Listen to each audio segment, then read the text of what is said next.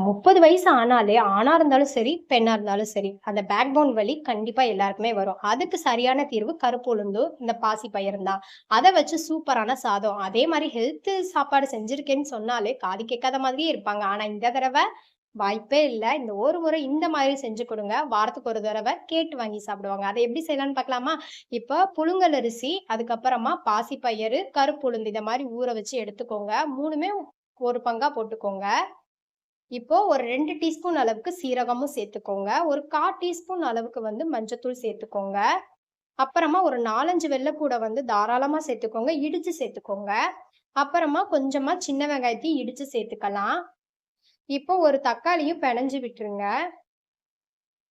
இப்ப பாருங்க, தேவையான அளவுக்கு உப்பு சேர்த்தாச்சு. அதுக்கப்புறமா காரத்துக்கு ஏத்த மாரி உங்களுக்கு எவ்வளோ பிடிக்குமோ அந்த பச்சை மிளகாய் சேர்த்துக்கோங்க. நான் 2 பச்சை மிளகாய் சேர்த்துருக்கேன்.